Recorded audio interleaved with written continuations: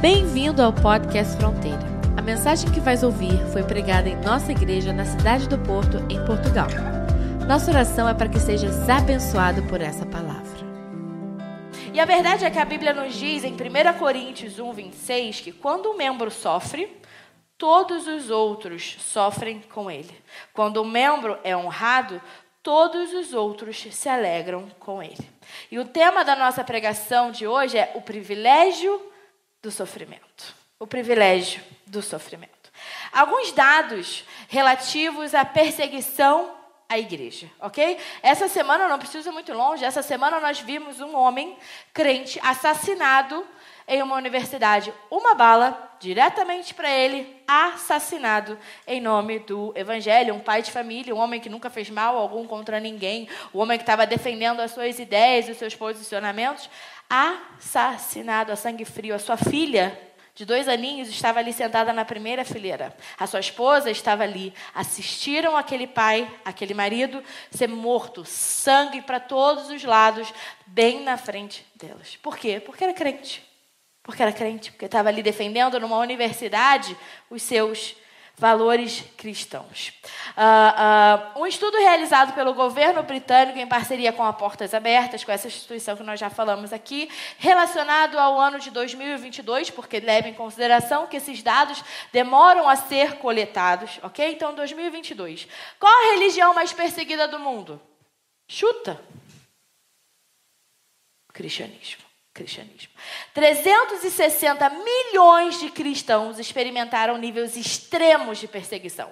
A gente não está falando aqui de chacota, a gente não está falando de rir da cara do outro, a gente não está falando de não acredito que você não vai na igreja. Não, nós estamos falando de níveis extremos de perseguição, de tortura, de violência, de prisão, de morte. 360 milhões de pessoas no ano de 2022. Isso daqueles que se sabe, aqueles que são registrados. Em 180 de 198 países e dos territórios analisados, cristãos sofreram algum tipo de perseguição. 4.488 igrejas foram atacadas. 4.277 cristãos foram presos ou encarcerados injustamente. 1.710 cristãos foram sequestrados somente por crer. Em média, todos os dias, 13 cristãos são mortos por causa da sua fé. 12 igrejas são atacadas por dia. 12 cristãos são presos ou encarcerados injustamente. 5 cristãos são sequestrados por motivos relacionados à fé. A igreja sofre e sempre sofreu perseguição. Quando a gente olha, por exemplo, os apóstolos, quem dos apóstolos não morreu em nome do evangelho? Só um, só João. Só João morre de velhice e ainda assim ele tinha sido exilado. Só João é que morre de velhice, mas Pedro, Tiago, André, Filipe, Mateus, Tomé, Tiago, filho de Alfeu, Bartolomeu, Judas, Tadeu, Simão, todos deram a sua vida, morreram em nome do evangelho, perseguidos pela oposição. Mas a verdade é que diante da perseguição, o Senhor renova a nossa esperança. Diante da perseguição, o Senhor renova a esperança. Quem aqui conhece a passagem na Bíblia dos heróis da fé? Quem aqui conhece? É uma passagem que diz, pela fé, Abel ofertou ao Senhor e isso agradou a Deus. Ele foi reconhecido como justo quando Deus aprova a sua oferta. Pela fé, Enoque foi arrebatado, ele não experimentou a morte. Pela fé, Noé construiu a arca e salvou a sua família. Pela fé, Abraão peregrinou, viveu em tendas, assim como Isaac e Jacó também. Pela fé, Isaac abençoou a sua descendência, abençoou Esaú, abençoou Jacó e o futuro deles. Pela fé, Jacó, à beira da morte, abençoou os filhos de José e adorou a Deus. Pela fé, Moisés recusou ser chamado filho de Faraó, saiu do Egito e perseverou no deserto, porque a Bíblia diz que ele via aquele que era invisível. Pela fé, caíram os muros de Jericó. Pela fé, Raabe acolheu os espiões e tem a sua vida completamente transformada.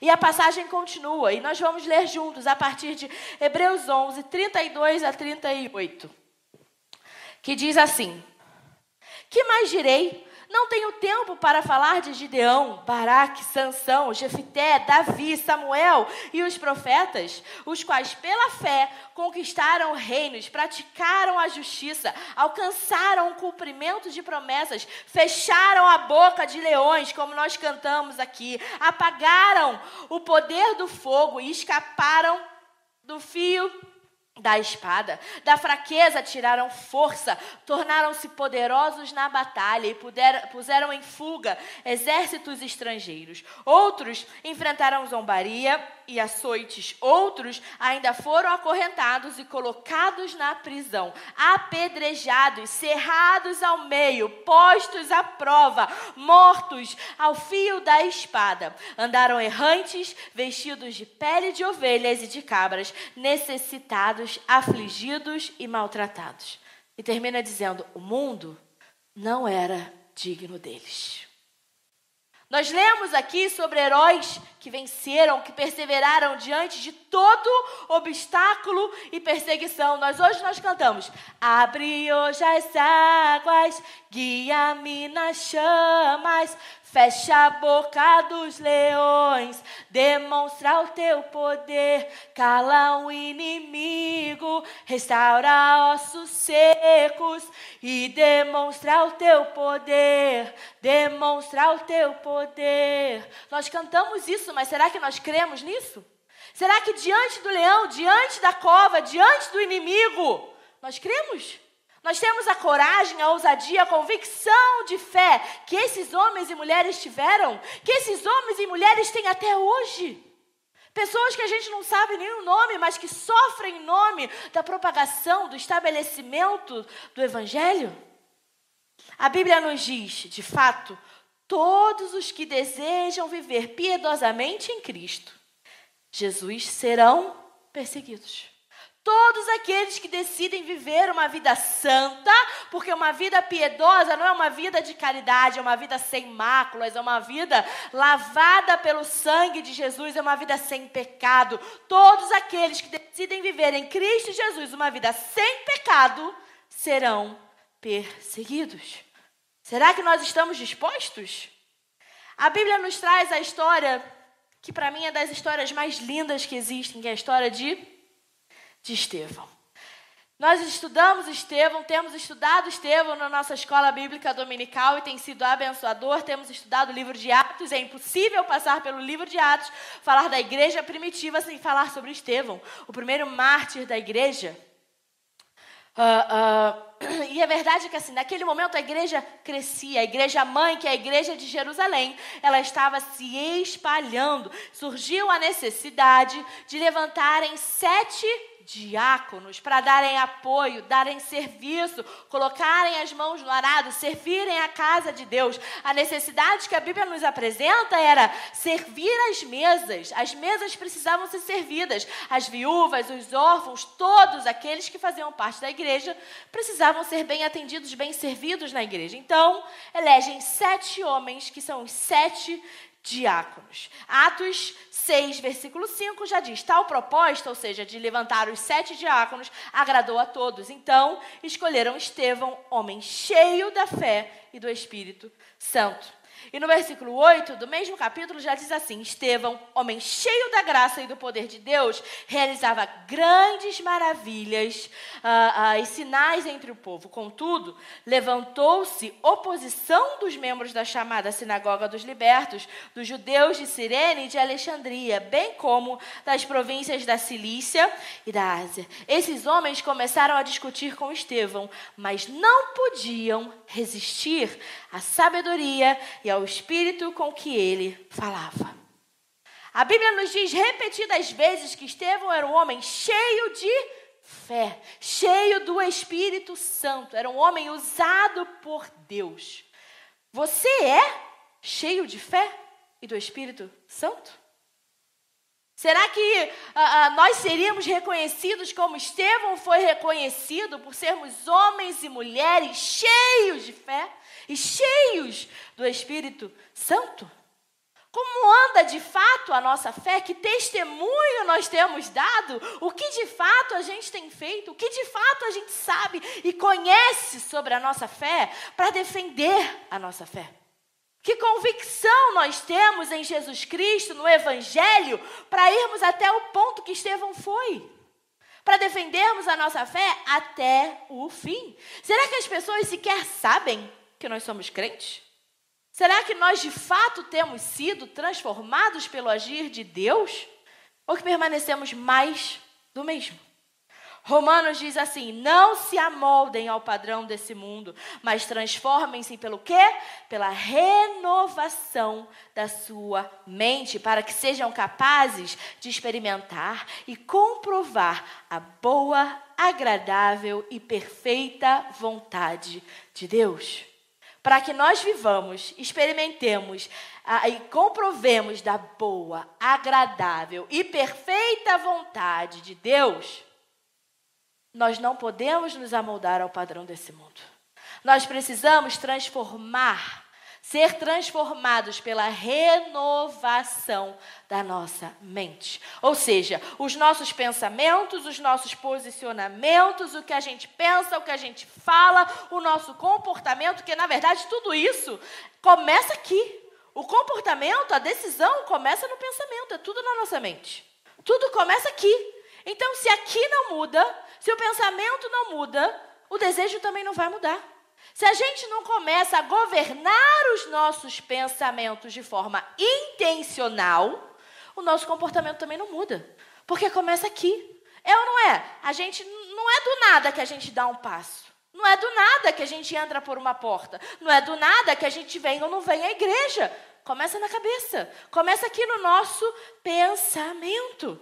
Nós precisamos se permitir ser transformados. Mas mais do que isso, nós precisamos escolher ser transformado. Quando o pensamento não é condizente com a palavra de Deus, repreende, segue, se force a pensar outra coisa. Se aconteceu de novo, faça a mesma coisa, e faça a mesma coisa, e faça a mesma coisa, até que aquilo se torne mais natural, até que aquilo se torne mais fácil. Mas nós, como pastores, não pensem que nós somos ilesos à tentação. Não pense que nós somos, que Satanás não quer devorar a nossa casa, devorar o nosso casamento, devorar o nosso ministério. Satanás age da mesma forma como age na vida de todo mundo. Ele é perspicaz. Ele sabe onde entrar. Ele sabe onde é que ele consegue bater na portinha para entrar.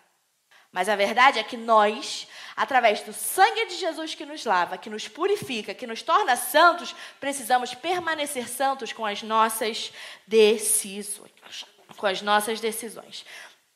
Atos 6:8, nós já lemos aqui. Estevão homem cheio da graça e do poder de Deus, realizava grandes maravilhas e sinais entre o povo.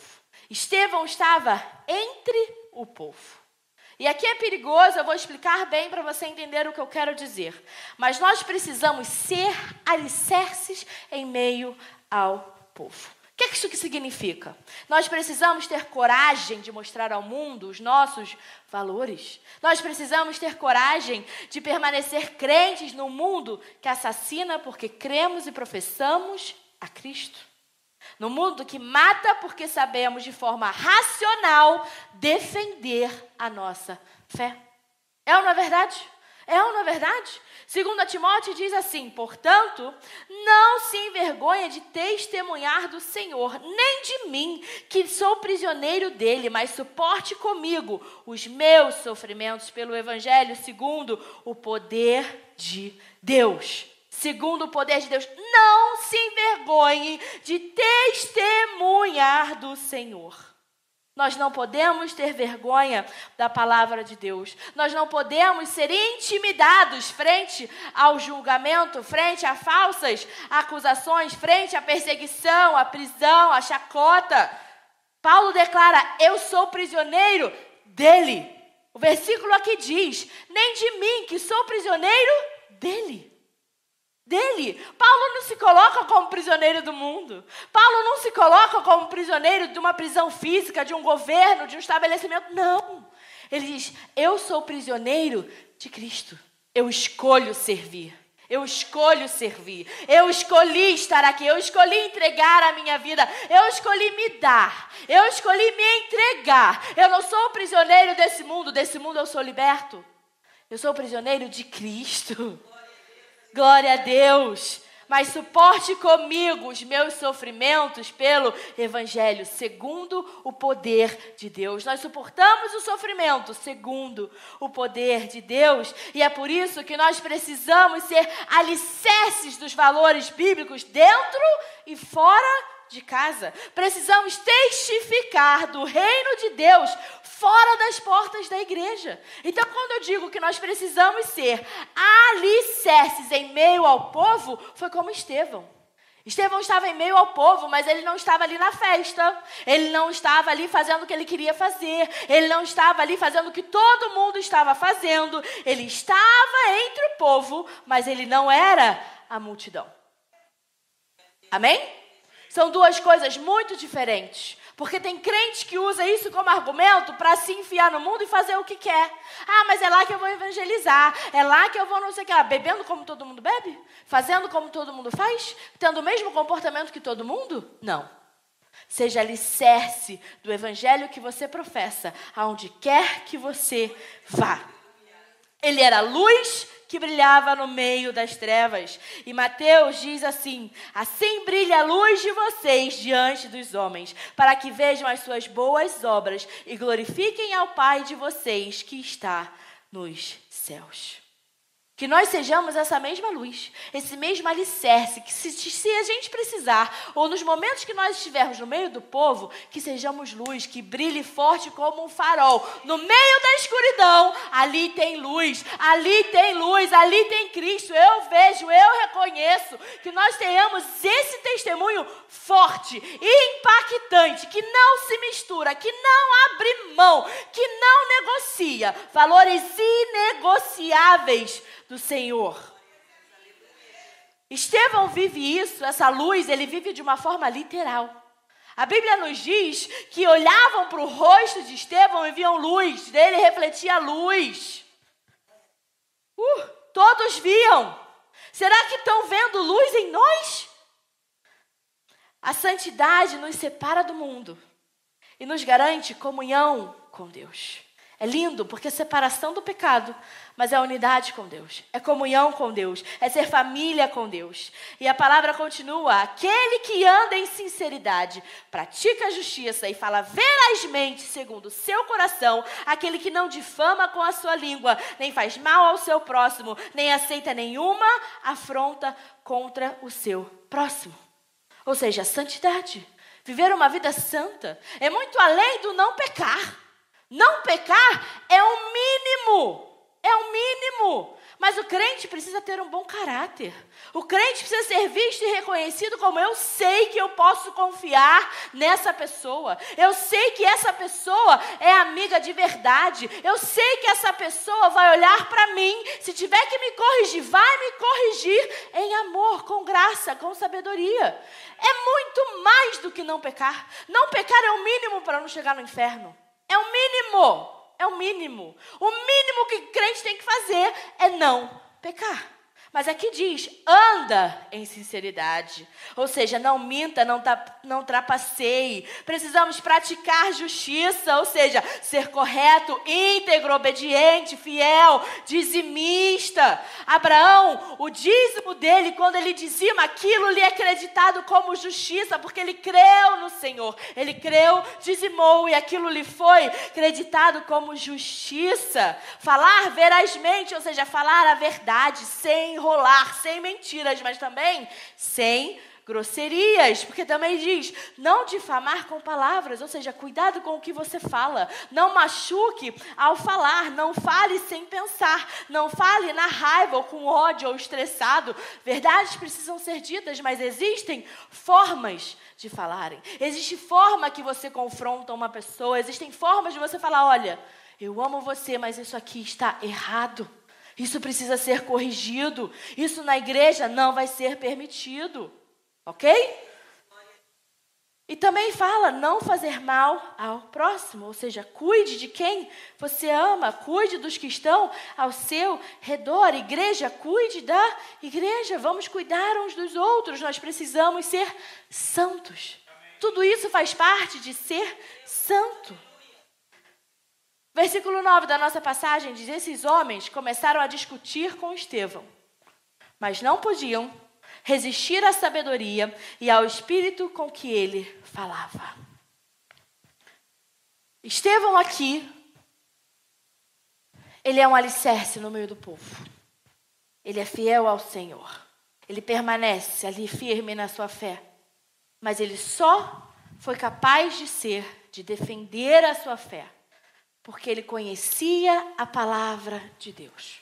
E ele sabia que a palavra de Deus era poderosa. Por isso, busque o poder da palavra de Deus. A Bíblia não é simplesmente um livro.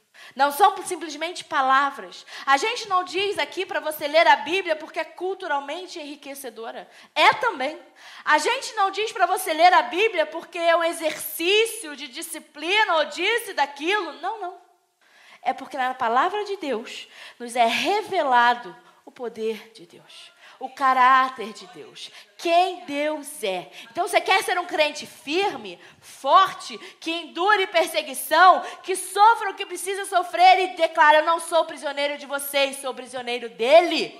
Leia a Bíblia, estude, medite na palavra de Deus, busque conhecer mais da palavra de Deus para que nós não caiamos em armadilhas, para que eles não ganhem no argumento contra o que nós sabemos que é firmemente estabelecido. Não abra mão de ler a palavra de Deus. A Bíblia diz, toda a escritura é inspirada por Deus e útil para o ensino, para a repreensão, para a correção e para a instrução na justiça, para que o homem de Deus seja apto e plenamente preparado para toda a boa obra. Toda boa obra, ele não está dizendo aqui só obra ministerial, não. Toda boa obra. Quer ser um bom marido? Leia a palavra de Deus. Quer ser uma boa esposa? Conheça a palavra de Deus. Quer ser bem-sucedido onde você colocar os seus pés? Conheça a palavra de Deus. Quer construir bons relacionamentos na sua vida? Conheça a palavra de Deus. É ela que nos confronta, é ela que nos repreende, é ela que nos ensina, é ela que nos instrui, para que aí sim nós sejamos aptos, plenamente preparados para toda a boa obra. Quanto mais próximos de Deus e mais mergulhados na palavra dele, mais nós somos capacitados, mais nós nos aproximamos do Senhor. Ele se revela a nós através da sua palavra. A palavra de Deus multiplica as nossas aptidões. A palavra de Deus multiplica a nossa sabedoria, multiplica a nossa força, o nosso ânimo, multiplica a nossa determinação, multiplica a nossa resistência ao mal. Ela enriquece a nossa vida, ela guia as nossas veredas. A palavra de Deus, ela é útil. A gente precisa entender isso, é básico, ela é útil. Ela não é inútil, ela não é para não ser lida, não é para ficar exposta com salmo qualquer um aberto na sala de casa. Ela não é para ficar acumulando poeira no armário, na estante. Olha, eu e o pastor temos uma penca de Bíblias, um monte de Bíblias. Claro que tem umas que a gente lê mais do que outras, mas a gente tem Bíblia em ordem cronológica. A gente tem Bíblia que é a palavra-chave, que tem as palavras-chaves ali, ou seja, na língua original, seja em aramaico, em grego, o que quer que seja. Nós temos a Bíblia em diversas versões para diversas questões. Mas nós lemos, nós buscamos. Elas não estão ali simplesmente para enfeitar. Nós chegamos ao ponto que a gente tem Bíblia de coleção. Ainda tem algumas que estão no Brasil e a gente sente saudade. Mas nós precisamos ler a Bíblia. precisa ser recurso, precisa ser espada, Só a palavra de Deus nos torna plenamente preparados para toda boa obra. E a verdade é que o mal não resiste à espada do Espírito. Não resiste. Efésios 6,14 diz assim: usem o quê? O capacete da salvação e a espada do Espírito, que é a palavra de Deus. Capacete fala de quê? Para que se usa capacete? Para proteção. Para proteção. E quando a gente lê isso aqui, guarde a sua mente. Quando nós temos a palavra de Deus dentro da nossa cabeça, no profundo da nossa alma, a nossa mente ela fica guardada. Porque nós sabemos como argumentar com aqueles pensamentos malignos. A gente sabe o que é verdade, a gente sabe o que não é. A gente sabe muito bem. Jesus, quando é tentado no deserto por Satanás, ele poderia dar um golpe e Satanás saía dali. Ele soprava, dava um estalo, igual Thanos, pum, mia, qualquer coisa. Ele podia ter feito qualquer coisa. Mas como é que ele refuta Satanás? Na palavra. Satanás vinha, trazia uma palavra, como se fosse a palavra de Deus, só que corrompida, apresentava o caráter de Deus corrompido, mas Jesus conhecia Deus, Jesus conhecia a palavra de Deus, e é essa arma, é essa espada que ele usa para que Satanás saia da presença dele. Ele podia fazer qualquer coisa, utilizar qualquer coisa, Jesus é Deus. Ele não precisava, Satanás precisava nem ter chegado ali. Mas Jesus usa a palavra de Deus para nos ensinar. O poder da palavra de Deus, o mal não resiste à palavra do Espírito, à espada do Espírito. Então, em nome de Jesus, use a Bíblia como a espada que ela é. Use a Bíblia com a espada que ela é. Ninguém vai para um tiroteio jogar peteca, vai? Toma aqui, ó, uma petequinha. Pá! Não vai, não é assim que acontece. Mas quem de fato estuda a Bíblia em casa? Quem de fato realmente conhece a Bíblia? Quem aqui sabe defender frente a teologias falsas, frente a heresias, frente a mentiras, ao evangelho corrompido? Quem sabe identificar? Não, isso não é Satanás, isso não é Deus, isso é Satanás. Ou não, você está achando que isso é Satanás, mas isso é Deus. É ou não é verdade? Ninguém vence a guerra desarmado, ninguém vence a guerra com as armas erradas. De novo, não adianta levar uma peteca para lutar contra uma metralhadora. O seu dinheiro, ele não consegue comprar alegria. O melhor médico não cura todas as doenças. Todas as ocupações do mundo, o melhor hobby, que custe mais dinheiro, o que quer que seja, as maiores fontes de entretenimento do mundo, não são capazes de ocupar os vazios da nossa alma. É ou não é verdade? É ou não é verdade? Às vezes a gente passa uma semana sem vir à igreja, perde um culto, e parece que as coisas não fluem da mesma forma. Não fluem da mesma forma. Isso é um exemplo. Tá? A igreja é algo que a gente vai 1, 2 vezes na semana, 3 quando muito. Fica 6 horas na igreja, se for 3 vezes. E olhe lá. Todos os dias nós precisamos alimentar a nossa caminhada com Deus. Precisamos ler a Bíblia. É a palavra de Deus que nos fortalece, que nos ensina e nos santifica. Prestem atenção. É a palavra de Deus que nos fortalece, que nos ensina e que nos santifica. É santidade que nos aproxima de Jesus. E só em Jesus nós somos abençoados e resgatados da perseguição. Ama Jesus? Vem para a casa de Deus? É crente? Leia a palavra de Deus. Leia a palavra de Deus, estude, medite. Mas eu não entendo. Conversa comigo com o pastor Tiago. A gente tem como te ensinar, a gente tem como tirar as suas dúvidas, esclarecer o que precisa ser esclarecido. Não tem problema. Mas leia a palavra de Deus, tenha interesse em buscar mais da palavra de Deus. Mas vamos lá. Atos 6, Continuando no versículo 11, voltamos à história de Estevão. Então, subornaram alguns homens para dizerem: ouvimos Estevão falar palavras blasfemas contra Moisés e contra Deus. Com isso, agitaram o povo, os líderes religiosos e os mestres da lei, e prendendo Estevão, levaram-no ao sinédrio. Ali apresentaram falsas testemunhas que diziam: este homem não para de falar contra esse lugar santo e contra a lei, pois o ouvimos dizer que esse Jesus, o Nazareno, destruirá esse lugar e mudará os costumes que Moisés nos deixou. Olhando para ele, todos que estavam sentados no sinédrio viram que o seu rosto parecia o rosto de um anjo. O rosto de um anjo. Pois ouvimos dizer que esse Jesus, o Nazareno, destruirá este lugar e mudará os costumes que Moisés nos deixou. Olhando para ele, todos os que estavam sentados no sinédrio. Aqui está. Olhando para ele, todos os que estavam sentados no sinédrio viram que o seu rosto parecia o rosto de um anjo. O rosto de um anjo. A gente vê, como nós já falamos aqui, a questão de ser luz no meio das trevas. Aqui essa versão fala o rosto que parecia de um anjo, outras versões falam que o rosto de Estevão brilhava. E eu fico imaginando Estevão naquela situação. Quem é que gosta de ser injustiçado? Quem é que gosta de ser falsamente acusado por alguma coisa? Mas quem aqui já sofreu por isso? Quem aqui já foi falsamente acusado de alguma coisa?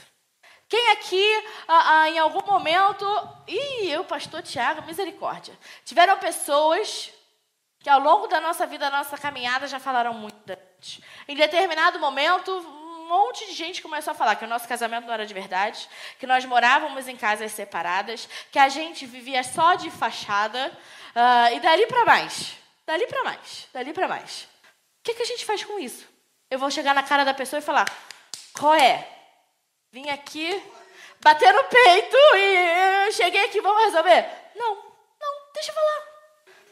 Deus é juiz, exatamente isso. Deus é juiz, e diz assim no Salmo 7: Deus é o justo juiz. Deus que demonstra cada dia seu extremo zelo. Deus é o justo juiz. Deus é o nosso juiz. Assim como Deus foi o juiz de Estevão, assim como Deus é o juiz de cada um que se entrega em nome do Evangelho. Deus é o juiz daqueles que defendem, que se posicionam, que são alicerces em meio ao povo, que ajudam a propagar a palavra de Deus. Ele é o nosso justo juiz. E ele demonstra, isso é lindo, como juiz, ele demonstra a cada dia seu extremo zelo. A cada dia, ele como justo juiz demonstra o seu extremo zelo. Então, quando falarem demais, quando trouxerem as falsas testemunhas, quando apontarem os dedos para você, só permaneça firme em Jesus Cristo. Só permaneça alicerçado na sua fé. Tanta gente fala tanta coisa. E acreditem, vão falar cada vez mais. Vão querer mudar o seu posicionamento cada vez mais, vão dizer que crente é radical, vão dizer que crente exclui, que crente maltrata, que crente isso, que crente aquilo. Nós sabemos quem nós somos, amém? Nós sabemos o que o Evangelho representa. Nós sabemos o que o Evangelho defende. Nós precisamos conhecer, por isso que a palavra de Deus é essencial.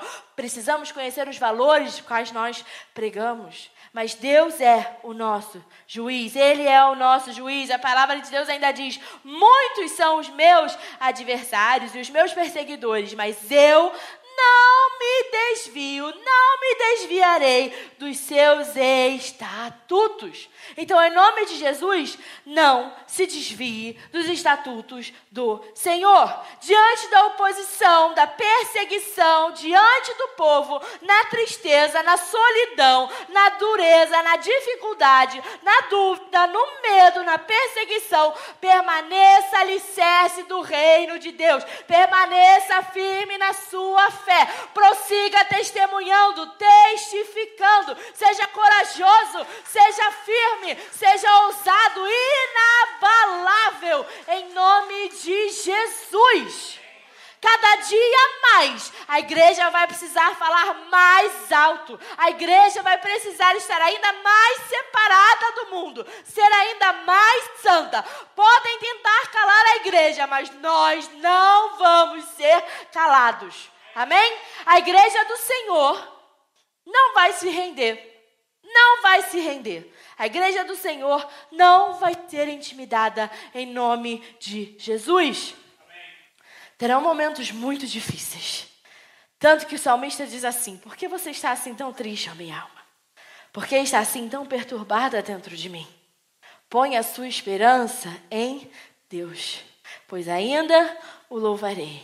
Ele é o meu Salvador e o meu Deus. Creia nas promessas. Creia nas promessas de Deus.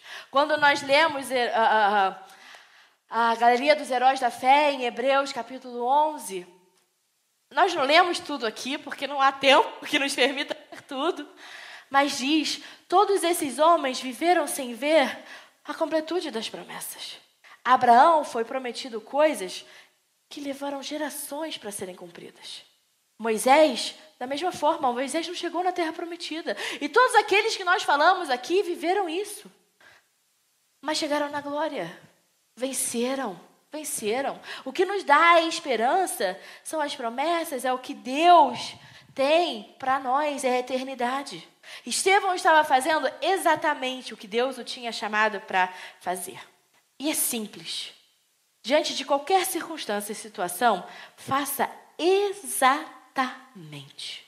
Nem mais, nem menos. Faça exatamente o que Deus te mandou fazer. Quando com a alma batida, louve ao Senhor. Louve quando você estiver perturbado.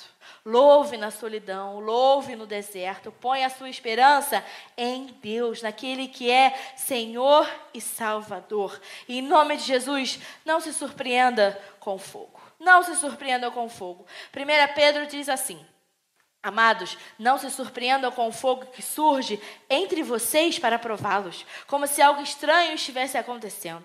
Mas alegrem-se à medida que participam dos sofrimentos de Cristo, para que também, quando a sua glória for revelada, vocês resultem com grande alegria.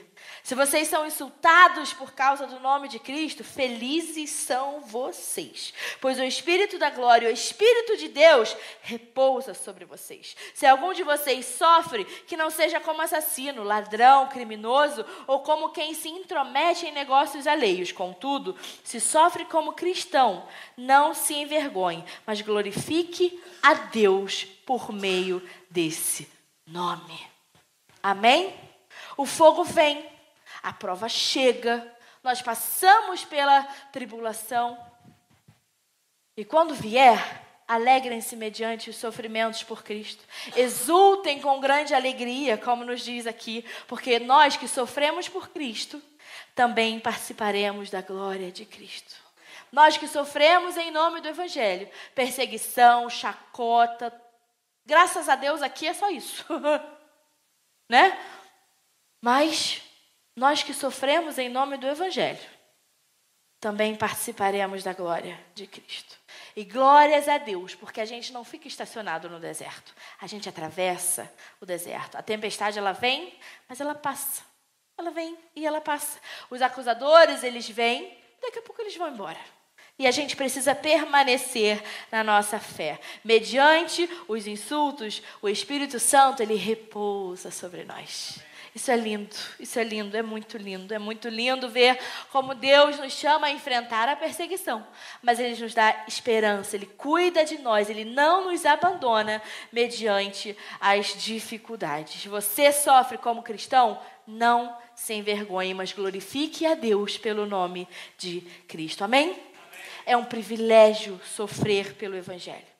Perante homens de diferentes sinagogas, de diferentes regiões, perante perseguições, mentiras, falsas acusações, Estevão permaneceu fiel a Deus. Insultado por conta do nome de Cristo, feliz foi Estevão, porque o Espírito da glória, o Espírito de Deus, repousava sobre ele. E todos ali viram, quer reconhecessem ou não, eles viram a face que brilhava, que refletia como um anjo, que refletia como um anjo olhando para ele.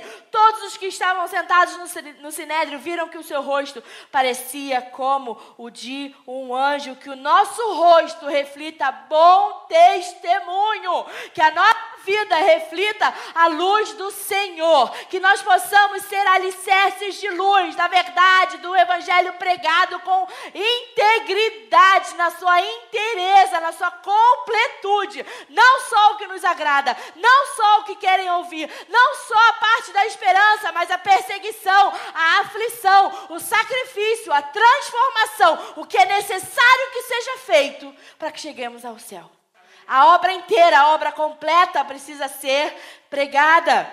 Vivam entre os pagãos de maneira exemplar, para que mesmo que eles os acusem de praticar o mal, observem as boas obras que vocês praticam e glorifiquem a Deus no dia da intervenção dele. Viva de maneira exemplar, mesmo que eles os acusem de praticar o mal.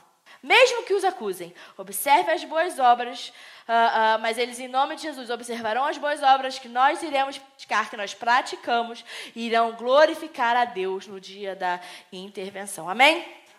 Subornaram falsas testemunhas contra Estevão. Estevão, apesar de inocente, é assassinado por apedrejamento. Mas antes de morrer, Estevão faz aqui, nós já lemos o discurso de Estevão ali perante aqueles homens, perante os seus acusadores, mais de 60 versículos. Estevão tem ali e prega com convicção, defende com convicção a sua palavra. É o maior discurso registrado no livro de Atos. Ele demonstra o conhecimento da sua fé, ele defende a sua fé de forma racional. Ele prega uma mensagem realmente cristocêntrica, com Cristo no centro. Não é o homem, a vontade do homem, o que nós queremos. Não é uma confirmação do prazer que a gente quer viver. Não é o que a gente acha que é certo. Não, Estevão pregou a palavra de Deus de forma cristocêntrica, com Cristo no centro da palavra. A revelação de Deus em homem. E ele termina falando: vocês, povo rebelde, obstinados de coração, resistem ao Espírito. E a Bíblia diz que aqueles homens, ao ouvirem isso, ficaram furiosos, rangeram os dentes contra ele. Mas Estevão, cheio do Espírito Santo, levantou os olhos para o céu e viu a glória de Deus e Jesus em pé à direita de Deus e disse: vejo os céus abertos e o Filho do Homem em pé à direita de Deus. Mas eles taparam os seus ouvidos e, dando fortes gritos, que fúria satânica! Taparam os seus ouvidos e, dando fortes gritos, lançaram-se todos juntos contra ele. Arrastaram-no para fora da cidade e começaram a apedrejá-lo. As testemunhas deixaram seus mantos aos pés de um jovem chamado Saulo. Enquanto apedrejavam Estevão, ele chorava: Senhor Jesus, recebe o meu espírito. Então caiu de joelhos e bradou: Senhor, não os consideres culpados deste pecado. E tendo dito isto, adormeceu. Quem aqui, perseguido da forma como a gente pode ver aqui uma perseguição, ou quando acusado de alguma coisa, ora pelos seus inimigos e fala: Senhor, perdoa-os porque eles não sabem o que eles estão fazendo? Só Jesus. Mas quem aqui? Quem de nós? Quem de nós é capaz de clamar por misericórdia sobre os nossos inimigos? Aqueles que nos perseguem no trabalho, aqueles que falam mal de nós, aqueles que mentem a nosso respeito, aqueles que querem destruir o nosso casamento, aqueles que falam mal de como a gente educa os nossos filhos. Quem aqui? Quem ora pelos inimigos? Imagina então como Estevão, sendo apedrejado, assassinado. Não foi uma morte gostosa. Estevão não morreu dormindo. Estevão sentiu cada pedrada. O corpo de Estevão foi rachando, quebrando, sangrando de pouco a pouco. Ele sentiu dor no corpo inteiro. Pedra por pedra. Cada tacada era fúria satânica e ele sentiu na pele. Ele sentiu no corpo. Mas ele aprendeu com Jesus Ele aprendeu com Jesus na cruz. Que quando se entrega, quando sangra, quando o corpo de Jesus estava doendo, e ele não só sentia a dor física, ele sentia o peso do pecado, da história da humanidade sobre ele. Jesus disse exatamente as mesmas palavras que Estevão aqui repete. Senhor Jesus, ele diz, Senhor Jesus, recebe o meu espírito. Jesus disse, Pai, recebe o meu espírito, a ti entrego o meu espírito. E Jesus disse, Senhor, não os considere culpados desse pecado, porque não sabem o que fazem. Estevão repete a mesma coisa. Senhor, não os consideres culpados deste pecado. E tendo dito isso, Estevão adormeceu. Nós precisamos aprender a viver o amor sacrificial de Jesus. Essa lição a gente precisa aprender. Não é fácil. A gente sente na pele. A gente sente na pele. A gente sente na pele. O evangelho a gente sente na pele. A gente sente. Mas é preciso viver de forma sacrificial. É preciso entregar a nossa vida. É preciso fazer mais. A gente precisa abrir mão do pecado. A gente precisa viver de forma exemplar. A gente precisa entender que sim, o peso espiritual algumas vezes é muito pesado. É muito pesado. As pessoas acham que ser pastor é fácil, vocês não têm noção. Ser um pastor sério? Ser um crente de verdade? É por isso que ele nos dá esperança. É por isso que ele renova as nossas forças. É por isso que ele nos dá a palavra de Deus. Porque se a gente não for forte, se a gente não se alimentar da forma como a gente precisa ser alimentado, a gente não consegue. Nós precisamos aprender a viver o amor sacrificial de Jesus. E para terminar, eu quero ler com vocês Filipenses 1, de 27 a 30, que diz assim: Não importa o que aconteça, exerçam a sua cidadania de maneira digna do Evangelho de Cristo, para que assim, quer eu vá e os veja, isso é Paulo falando, quer apenas ouça a seu respeito em minha ausência, fique eu sabendo que vocês permanecem firmes num só espírito, lutando unânimes pela fé evangélica, sem de forma alguma deixar-se intimidar por aqueles que se opõem a vocês. Para eles, isso é sinal de destruição. Para eles, isso é sinal de destruição, mas para vocês, de salvação. Isso da parte de Deus, pois a vocês foi dado o privilégio de não apenas crer em Cristo, mas também de sofrer por Ele. É um privilégio poder doer em nome do Evangelho. É um privilégio poder se gastar em nome do Evangelho. É um privilégio poder morrer em nome do Evangelho. É um privilégio ser perseguido em nome do Evangelho. É um privilégio ser criticado em nome do Evangelho, não ser compreendido em nome do Evangelho. É um privilégio ser excluído em nome do Evangelho. É um privilégio sofrer em nome do Evangelho. É um privilégio. Um privilégio.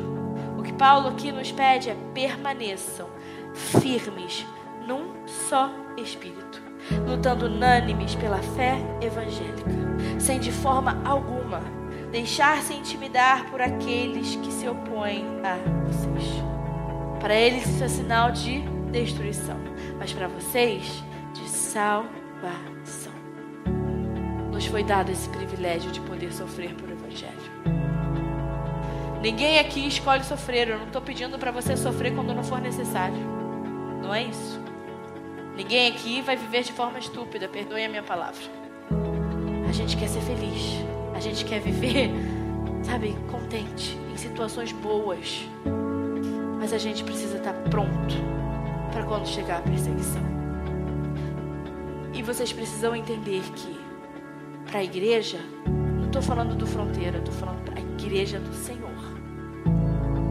O que aconteceu essa semana, o que tem acontecido, vai ser cada vez pior. Hoje nós podemos professar a nossa fé de forma livre. Mas a igreja Fronteira aqui, se eu chego num banco, a gente não consegue nem abrir uma conta. Com documento, com tudo certo. Por quê? Tudo é difícil para a igreja. Tudo é difícil para a igreja. A gente tem um letreiro lá na frente, igual todo mundo tem. Mas o da igreja tem que ser contestado. Sem razões já tendo o documento da Câmara. As perseguições, elas existem, se revelam de formas diferentes na nossa vida, em momentos diferentes da nossa vida, mas nós precisamos estar prontos. É um privilégio poder viver pelo Evangelho, sofrer pelo Evangelho.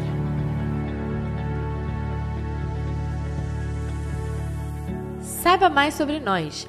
Visita nosso site fronteira.church ou descarrega nossa app Fronteira. Que Deus te abençoe.